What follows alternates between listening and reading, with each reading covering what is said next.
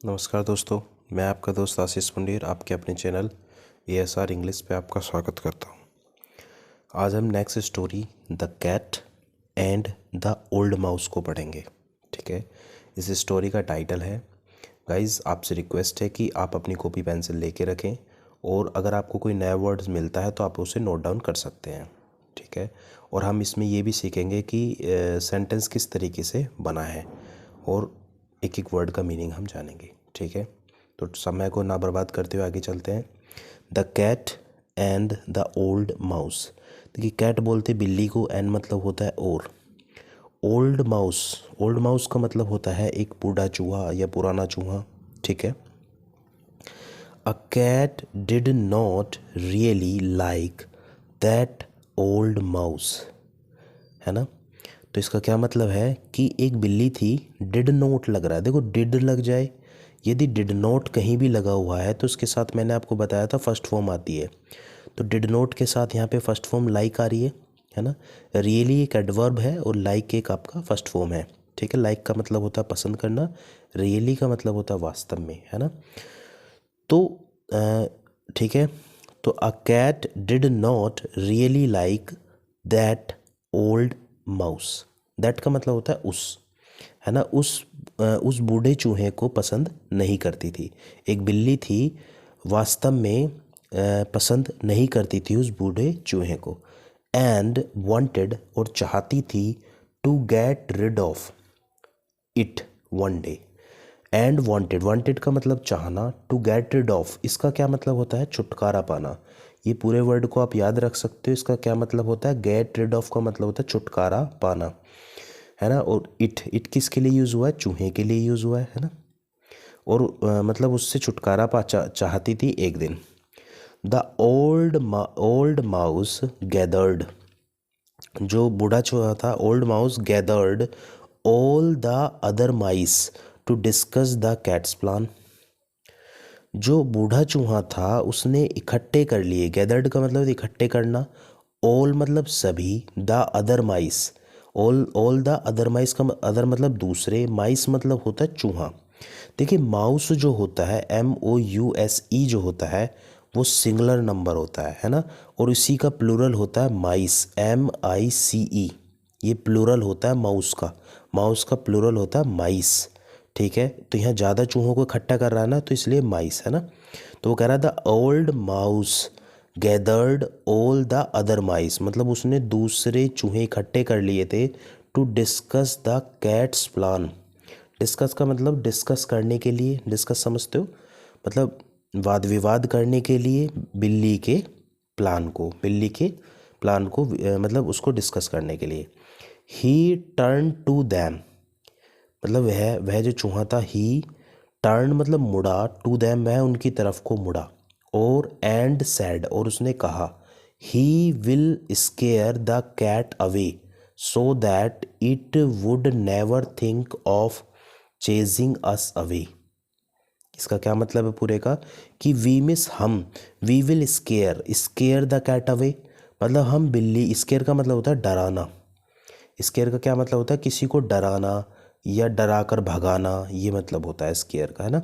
We will square, हम डराएंगे बिल्ली को, सो दैट ताकि, it would never think of chasing us away, ताकि वो दोबारा से मतलब दोबारा हमें ताकि वो कभी भी दोबारा हमारा पीछा ना करे, है ना। इट वुड नेवर का मतलब क्या होता है, तो इट वुड नेवर कभी भी, नेवर मतलब कभी भी, थिंक ऑफ कभी भी वो हमारा, थिंक ऑफ का मतलब होता है सोचना, चेजिंग मतलब पीछा करने का, है ना। ताकि वो हमारे कभी भी पीछा करने की ना सोचे। एवरीवन एग्रीड, हर कोई उससे सहमत हो गया। They invited the cat, they miss मतलब जो चूहे थे उन्होंने इनवाइट किया द कैट, बिल्ली को इनवाइट किया, फॉर डिनर वन इवनिंग, उन्होंने एक शाम बिल्ली को डिनर के लिए इनवाइट किया। आफ्टर ईटिंग, ठीक है, तो उन्होंने इसको इनवाइट किया।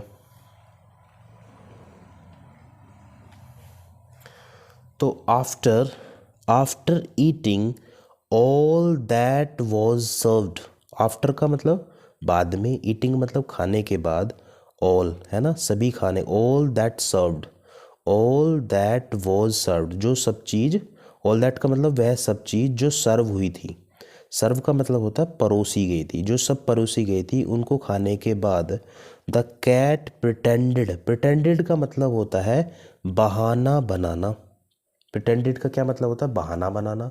और देखो यहाँ पे सेकंड फॉर्म लगी हुई है, प्रिटेंडेड हो रहा है तो पास्ट इंडेफिनिट बना हुआ है। द प्रिटेंडेड टू बी सिक, मतलब उसने ऐसा बहाना बनाया ताकि, मतलब सिक मतलब होता है बीमार, उसने बीमार होने का बहाना बनाया। ही लेट डाउन, और वह लेट गई, ठीक है। प्रिटेंडिंग, लेट गई, pretending as if he is dead, मतलब प्रिटेंडिंग मतलब ऐसे बहाना बनाते हुए, ऐसा बहाने बनाते हुए, एज इफ जैसे कि ही इज़ डेड। देखिए एज इफ का मतलब होता है जैसा कि या मानो, ऐसे मतलब ऐसा बहाना बनाते हुए मानो कि वो मर गई। बट द इंटेलिजेंट माइस, जो बुद्धिमान चूहे थे, न्यू दैट, वो जानते थे, न्यू का मतलब जानते थे, the cat is only acting, जो बिल्ली है केवल, ओनली का मतलब केवल, एक्टिंग कर रही है।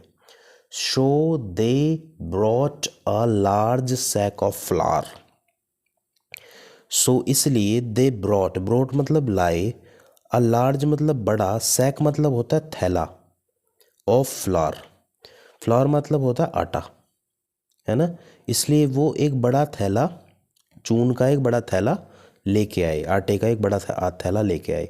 एंड पोर्ड इट, इसे बोलते पोर, POUR, पोर का मतलब होता है उडेलना, है ना, उडेलने को बोलते हैं ना। एंड पोर इट ऑल, और सारे को उडेल दिया, ऑन द कैट, और बिल्ली के ऊपर सारे को उडेल दिया।